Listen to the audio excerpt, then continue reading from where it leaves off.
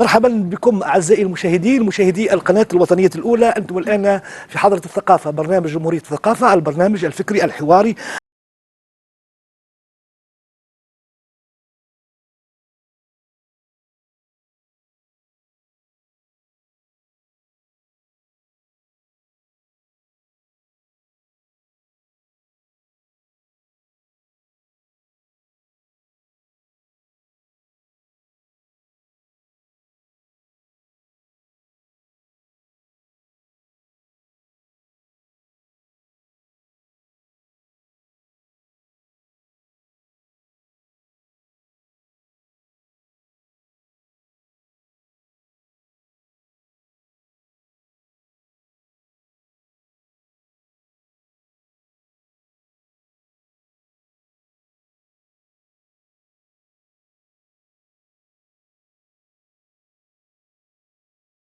الأستاذة نادرة هي الأستاذة هاجر بوزيد فيروز، وتكادي تكونين متخصصة في هذا الصوت الخاص من خلال سلسلة من الحفلات التي تم تنظيمها. خليني نذكر، أنت قبل كل شيء أنت أستاذة في الآداب، في اللغة والآداب العربية. مرحبا بك. وأذكر أيضا أنك شاركت في العديد من الحفلات والمهرجانات، وأهم ربما شيء هو انضمامك لأوركسترا. هناك أوركسترا الآن أصبح بات مشهورا، هو جارة القمر، على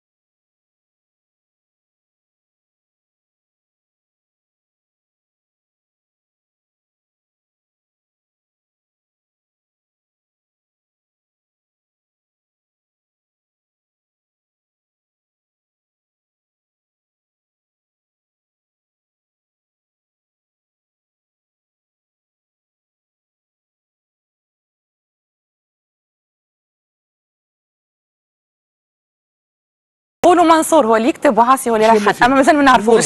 اي دونك منصور ياسر راقي في اختيار الاغاني وطريف جدا. دونك انا نبدا نبحث في الكلمات ونلوج وتستهويني الكلمه. هو في الحقيقه حتى تاريخيا باش نذكروا قبل ما نحكيو على المشروع، حقيقه لابد ان نذكر سي محمد القرفي الموسيقار التونسي الملحن الاستاذ الدكتور محمد القرفي. ايضا هو من الناس اللي كان من الناس الاوائل اللي ساهم في التعريف بالرحابنه، حتى انه الموسيقى نتاعو معناها تعد كانها امتداد للمدرسه الرحبانيه. حتى دخلوا الاوركستر، هم الرحابنه دخلوا الاوركستر في الموسيقى العربيه. دونك السيد سي محمد القرفي ربي فضله نذكروا الاغنيه الجميله سهره قصيده حب اللي ادتها ذكرى محمد وسي نور الدين الباجي. يظهر لي كانت من اروع ما ادت الاوركسترا سي محمد. نرجع لك باش نزيدوا نحكيوا اكثر على فيروز ونحكيوا مدام سرور، سيدة سرور حكموني، ماذا بتحكي لي على المشروع معناها نتاع الكورال اولا؟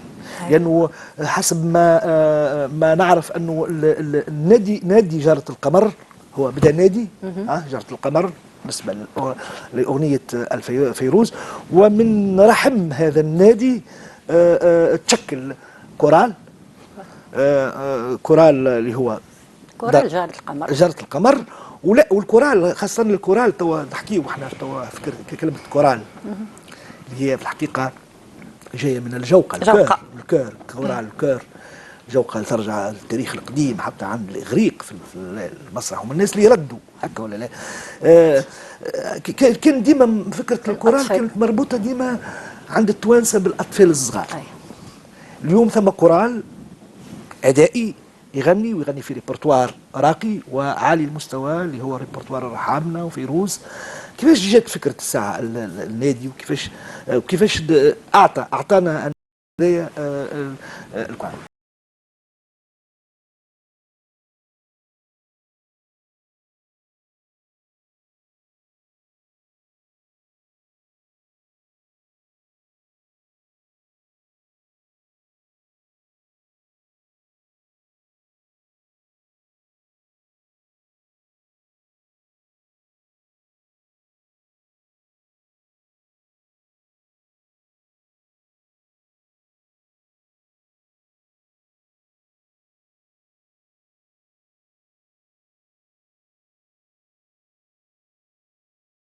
وتعرف راهو صعيب باش واحد يغني الفيروز، ما فيش شك. ما هي ما شاء الله عليها انا نجم نقول لك نعتبرها انكارناسيون نتاع الاسطوره الحيه بالضبط. فهمت. وبدا النادي على الاول ب 12 عضو. اليوم احنا اكثر من 50 قميره كما هي يحلو لها تسمينا. تسميه افراد قمر وقميره. قميره بالنسبه للصغار. وهي استمدت راهي اسم القميرات لانها فيروز لقبت بجاره القمر. بجاره القمر بناء على اغنيه جاره القمر. بالضبط. دونك اليوم الكورال فيه 50 عضو. وكلنا جمعنا حبنا الفيروز. كما قلت لك هاجر هي تجسم عندنا في تونس فيروز. الجميع ينشطوا في العديد من المجالات. يعني تجد المحامية، الطبيبة، الأستاذة الجامعية، الباحثة. كذلك انضمت لنا مجموعة هائلة من الرجال، العنصر الرجالي انضافوا للكورال. وأحلى ما في جارة القمر معنا الصغيرات. هذوما جدد، هذوما صغيرين جدد. مش جدد مي تكونوا من بعد هكا ولا. بالنسبة للأطفال معناتها حبوا ياسر، قدر صعيب باش صغير تحفظوا اغاني فيروز، لكن حسينا اللي هما عجبتهم ياسر.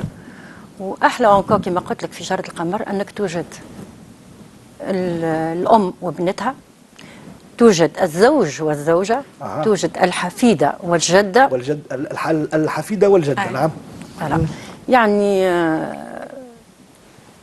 سيدة سرور، كأنك تحب تقول لي مثلا اليوم مش بالضروره اللي يمارس الفن، يلزم يكون قاري مثلا ولا جاي من يعني ثم ناس ايضا عندها مواهب، نجم يكون يشتغل في مهن اخرى، تكون تحكي لي عن المحامي والقاضي والطبيب والاستاذ الجامعي، وانه ثم امكانيه اليوم انه ينجم يمارس الفن، مش فقط يكتفي بكونه متلقي وبرا مستهلك. ثم إمكانية. هو راهو جارة القمر فات هو مشروع فني راقي. مشروع فني راقي. يعني اللي يدخل جارة القمر يدخل أكثرية على خاطر يحب الفن، فهمت؟ لكن زادة هو مشروع إنساني. إنساني كيف؟ أنا هاجر ما شاء الله عليها منفتحة على العروض للجمعيات الخيرية، يعني ديما تقبل أي كان يتصل بها هي تقبل.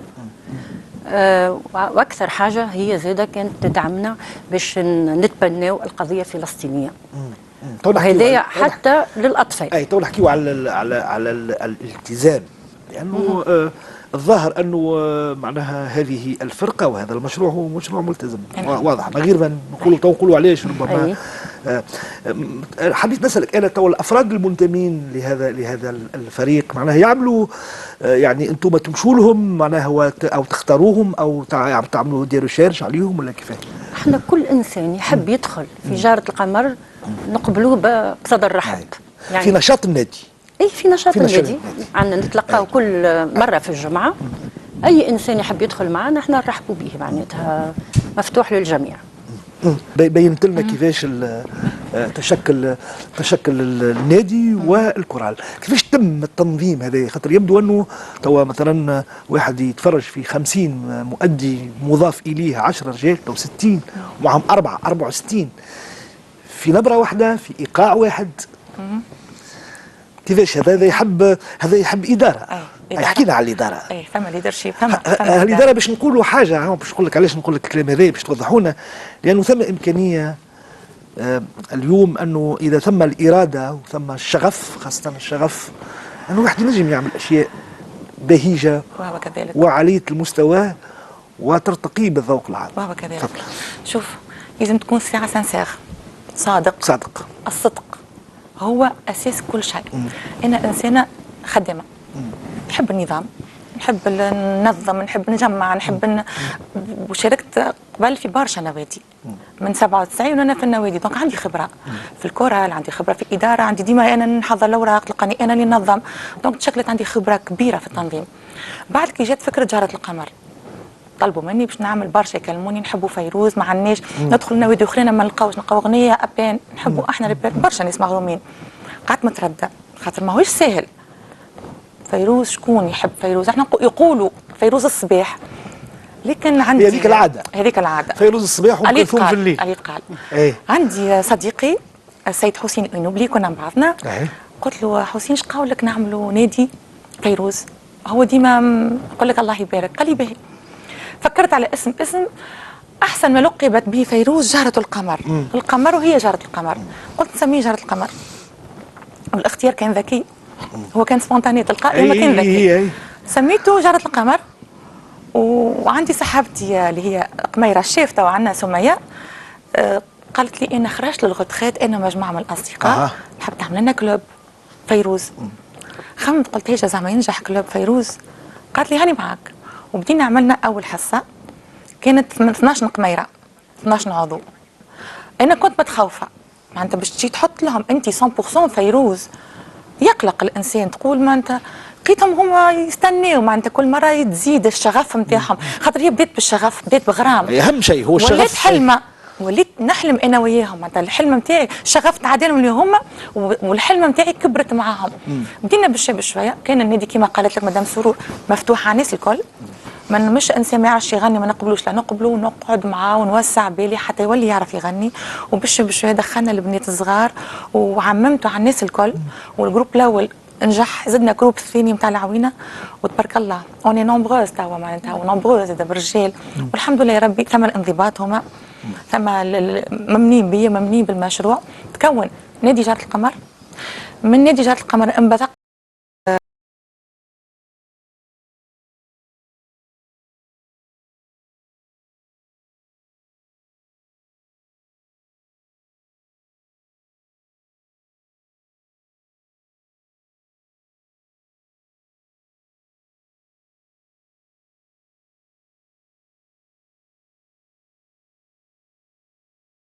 في الرق.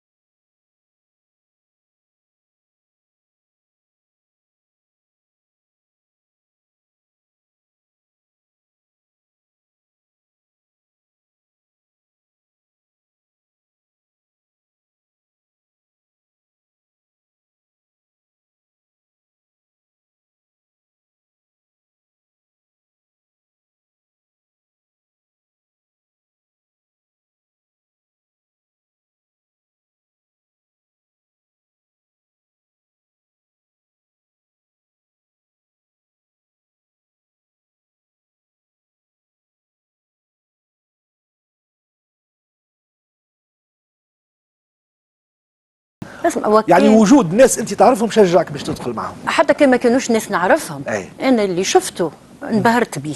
شنو اللي خلاك تنبهر؟ قل لي مثال. ما شاء الله على بقطع النظر على صوتها. شنو انا في معناتها انا قلت لك من عشاق فيروز. انا كنت نقوم الصباح كيما الناس الكل. مانيش ثم حاجه في الفن مثال نقولها لك انا يسموها الحاجه الدخلانيه. اي احساس الداخلي. ثم شيء دخلاني يخلي الانسان يمشي. انبهرت بهاجر ودايما نقولها راني ما نجيش كان باش نحفظ الفيروز، انا نجي باش نسمعك يا هاجر. صحيح ولا؟ يعني ما شاء الله عليها. كيف لقيت الناس نعرفهم ومن النهار الاول احتضنوني. كانت تجربه رائعه جدا. حتى اني الحفيدة متاعي دخلتها معايا في ان شاء الله. اي دخلتها معايا في مع المجموعة الصغيرة قميرات. اليوم 4 خمسة اي فوالا. دونك يعني الحكايه باش تولي معناها نتاع انا باش نسالك سؤال هكا جايني على الطاير. هو فيروز وما دراك ما فيروز، يعني جبل شاهق. فيروز اللي هي توا معناها قاعده حاضره بغيابها. نعم. فيروز التي لا يمكن مساومتها. جملة. كي نقول الكلام هذايا ربما يفهموا الناس شنو نقصد. فيروز العظيمه. تو هالنشاط هذايا اللي بدا ويكاد مختص. انت وريتني الكراسه جره القمر. هذه فيها الأغاني، فيها الريبرتوار بالكلمات والألحان، يعني شيء عمل أنت عملته معناها ثم ريشيرش كبيرة. لا ثم ريشيرش كبيرة. هذا في حد ذاته هذا نورمالمون يتطبع، إن شاء الله يوما يطبع كتاب. اللي نحب نقوله ثم شيء مثلا توا فيروز لبنان، كي يقولوا فيروز هي لبنان وما أدراك ما لبنان فيروز، ثم كونتاكت صار شي كونتاكت ما بين مع اللبنانيين ولا مشارقه ولا في بالهم بالموضوع ولا هكا؟ انت توا نقول لك في نسال فيك وانت هكا ثم حسره ثم حسره. شنو هي الحسره؟ علاش تقول حسره؟ 200 ماذا بيا نقابل فيروز، أمنيتي نقابل. مشيت لبنان ولوشت عليها وما نجمتش نوصل لها. باهي نجموا نلانسيو فيتير ونرجعوا للحكايه. لكن نرجع لسؤالنا. حكينا على تمشي صار تواصل. كان هي قلت لي انت بكل اسف انه انا كسوله شويه معناتها ما نسعاش، نسعى في خدمتي وي، اما باش هكا باش نوصل لا معناتها حتى العروض هما يجوني ما نمشيش، انا مش نطلب لا هما يجوني العروض مرحبا ما انا باش نمشي ولا لا من دونك امنيتي نقابل فيروز. عمل لها عمل دعوه لفيروز، قول ماذا بيا نقابل فيروز بالك السيده فيروز امنيتي نقابلك امنيتي. انا حاب نسال توا اللي يشوف توا العروض نتاعكم مثلا، العرض هذايا بمناسبه احياء يوم الارض الفلسطيني، عرض هذا عملناه ل 2023 تحت عنوان جسر العوده، ثم عندكم عرض اجراس العوده نوفمبر 23 هكا ولا؟ سي عبد الحليم كانت لاحظ حتى في اختيار العناوين راني ثم دراسه. لا بيان سور واضح. انا عندي احساس انه ثم المشروع هذايا جارة القمر، مشروع النادي والأوركسترا والكورال ملتزم. اليوم نحكيه واحنا نقولوا الأغنية، نحكيه على الفن الملتزم. عادة كي نحكيه على الفن الملتزم في الغناء نحكيه على الأغنية الملتزمة المعروفة اللي هي ذات التوجه اليساري والنضالي والاحتجاجي المعروفة. اليوم ثم التزام، ثم إمكانية تاع التزام آخر، ويبدو أنه مشروع جارة القمر هو مشروع ملتزم بقضايا اللي اليوم تمسنا ونحن في حاجة إليها. وعندي إحساس كأنه تو هذا ربما نسألك عليه، هو هذا الجانب البيداغوجي، خاطر يبدو أنه ثم عناية بيداغوجية في تربية المتلقي على هذا الفن الراقي. مدام سرور، فيما يتعلق قلنا نحب نسأل على حكاية الالتزام هذا. الالتزام هذا مهم. شوف بالنسبة لهاجر اللي يعجبني فيها أنها حببتنا في الوطن.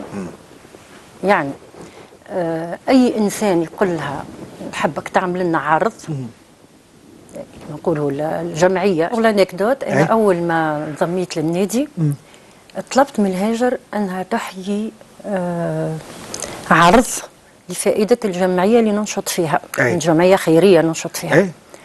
تقبلت نجم نقولوا اسمها الجمعية؟ كلوب لاغوز ديل منزا.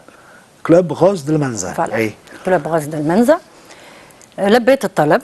وقتها قالت لي احنا ما زلنا ما عندناش فرقة، معناتها النادي ما زلنا نبرفوا لكن ما احناش حاضرين، والوقت كان وجيز جدا. يعني النادي مازال جنيني، معناها مازال امبريونير. عندنا ميم با دي جور هكا ولا عطاونا الموافقة مدينة الثقافة لو 2 لو 11 عندنا العرض.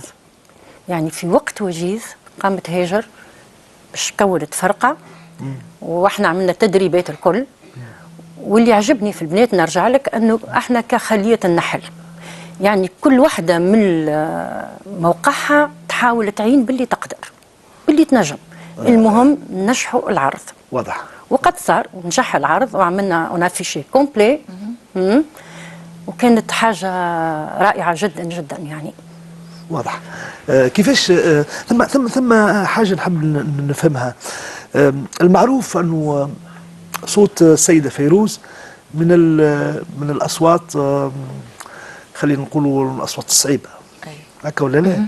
صوت الصعيبة، وحتى ثم شكون يقول هي معناها صوتها فوسفوا. يقال هذا، حقا أنا مانيش مختص ولكن هذا الرائج.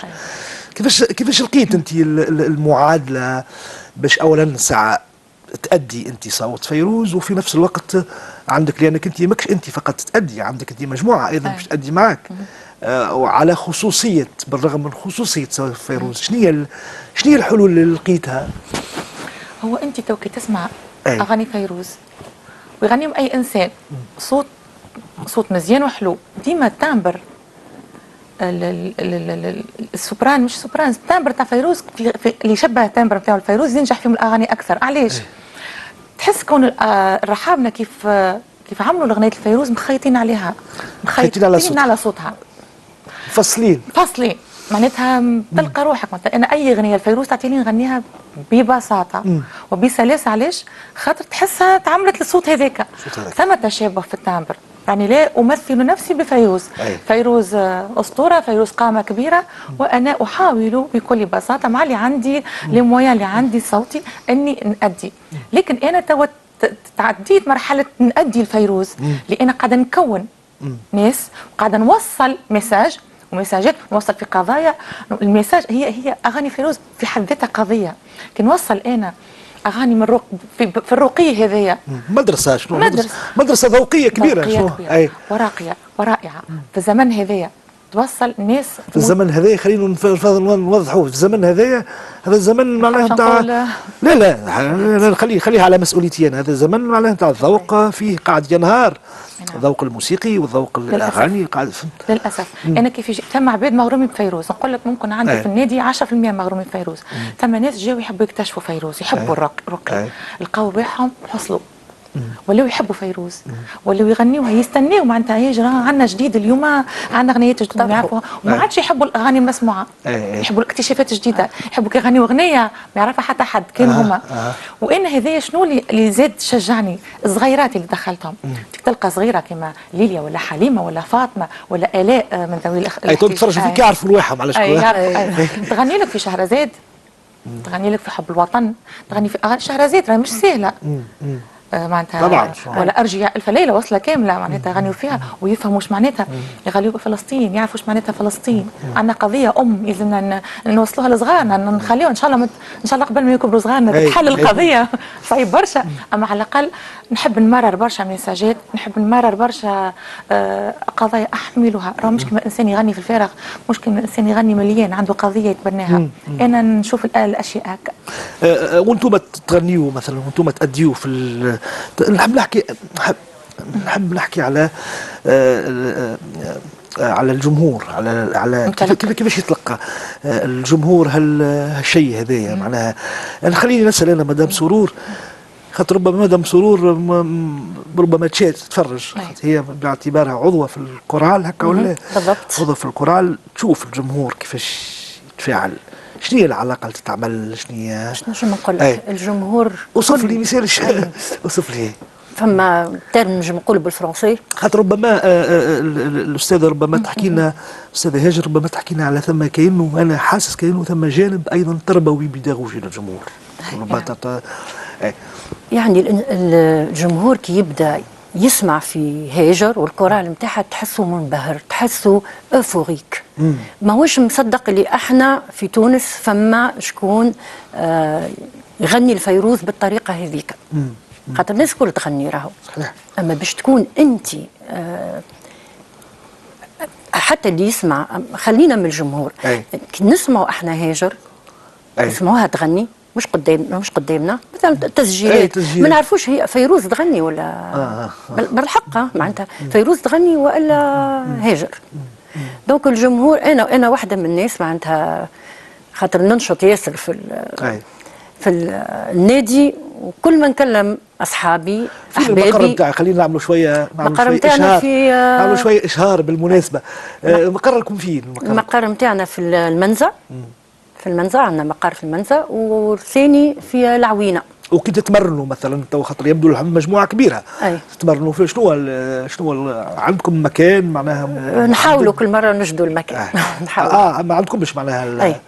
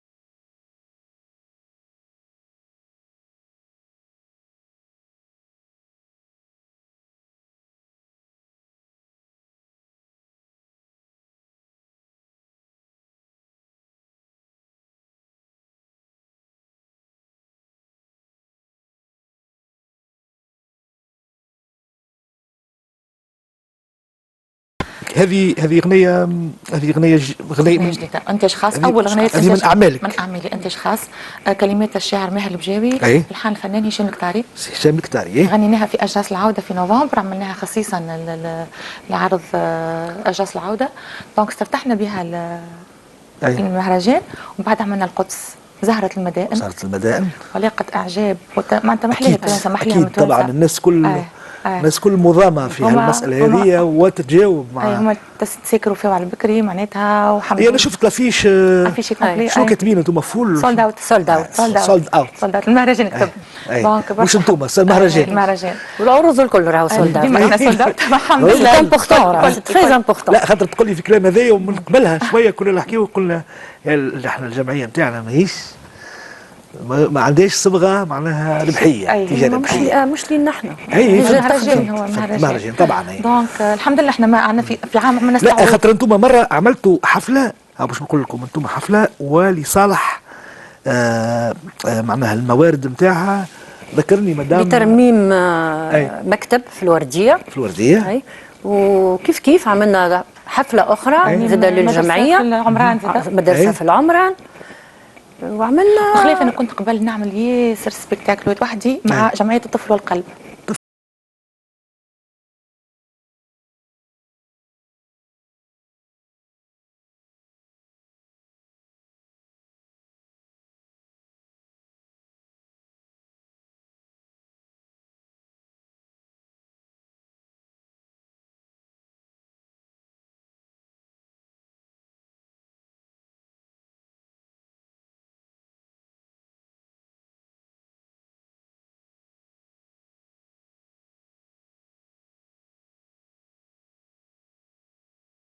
اللي خلينا نقول المعلومه اهم عرض عملناه، اهم عرض على مدام سرور هزلنا بشويه كما للجمعيات. الهلال الاحمر الفلسطيني التونسي الهلال خاطر بعد يمشي الفلسطيني طبعا مو لازم نقولوا شيء هذايا.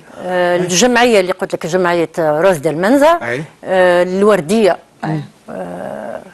كيف ترميم مدرسه.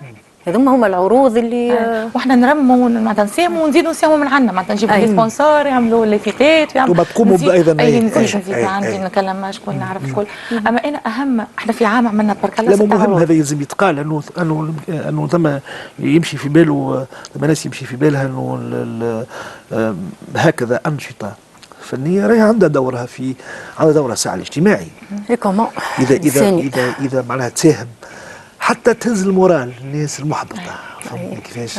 فما بالك اذا كانت معناها مثلا ايرادات مثلا تمشي في الهلال الاحمر ولا تمشي لمعاونه الناس. مهم جدا. احسن رساله تجيني بعد العرض تقول لي راهو الفلوس مشات للبلاصه الفلانيه، يبعثوا لي تصاور راهو ترمم المعهد. شوفوا كيفاش شوفوا ثانيه قلت لي ترمم المعهد. شنو تساهموا في ترميم المعاهد؟ معهد يعني بتاع المدارس الثانويه. مداخيل تمشي للمدرسه هذيك يرموا بها ومن بعد يبعثونا تصاور كيفاش الوليدات يقراوا فرحانين.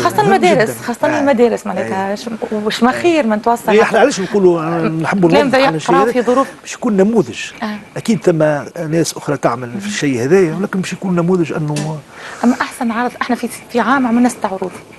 احسن عرض عملناه في المسرح البلدي يوم 23 نوفمبر 23 نوفمبر وكان كله اجراس العوده. احنا عملنا جسر العوده جسر، لكن احنا عملنا اجراس العوده. لقد دقت اجراس العوده. عملنا اجراس العوده وكانت مداخيل 100% مشيت للهلال الاحمر التونسي. الهلال الاحمر التونسي لفلسطين. حضروا جماعه السفاره وكرمنا في سفاره فلسطين، استدعانا السفير. فهمت خاطر كان عمل جميل جدا. انا باش نسال سؤال هكاك. يبدو انه انشطتكم في تونس العاصمه فقط. لا باش نقول تونس العاصمه وثم حفله عملتوها في المستير بدعم من جمعيه الفكر البورقيبي بالتعاون مع جمعيه الفكر البورقيبي. ولكن خارج هالتجربه هذه واحد ما مشيتوش مثلا ثماش يعني مستقبلا امكانيه انكم تعرضوا خارج داخل الجمهوريه في قوف عرضوا علينا ما زلنا ما نسقناش معاهم. كل حقيقه لا فما شويه الامكانيات بالحق. راه نحكي لك انا مثلا العرض الاول اللي عملناه هاجر تزيد من جيبها باش تنجم تعمل العرض ماهوش سهل على الاول. اما اليوم الحمد لله كيف ولات كيما الافالونش. يعني ولات الناس تطلب فينا وتحبنا نجيوهم كما نقولوا الساقس يحبنا نجيو بحذاهم، فهمت؟ فما شكون في باريس اصلا طلب اي باش نعملوا حفل غادي، دونك مش سهل باش ننسقوا هذا الكل. نتمناو ان نوصلوا مش نوصلوا زاده ان شاء الله. باش نسألك سؤال فيما يتعلق بما أن جبت هالموضوع هذا، جبنا موضوع انه هذا النشاط الفني هو قابل للترويج. نعم. ترويج حفلات داخل تونس، ربما في الخارج. حول ثم دعم، ثمش غير هذا، ثمش دعم، هذا مهم جدا لازم يتقال. يعني اليوم نقرا انا مثلا لافيش مثلا تاع السليمانيه، نلقى طبعا وزاره تحت اشراف وزاره الشؤون الثقافيه. نرى المشروع هذا جرة القمر ما عندوش مثلا دعم من وزاره الثقافه مثلا. لا، ما عندنا حتى اتصال. ما عملتوش انتم يعني؟ لا حتى يعني من المفروض معناها وزاره الثقافه ماذا بيا نصب في مهرجانات هكا، ماذا بيا نتعداو في مهرجانات. كما قلت لك رانا نساهموا في تغيير الذائقه العامه، معناتها في بالي حاجه باهيه نعملوا فيها معناتها. احنا شو القاعده معكم في ساعه الوقت، الوقت يندثر.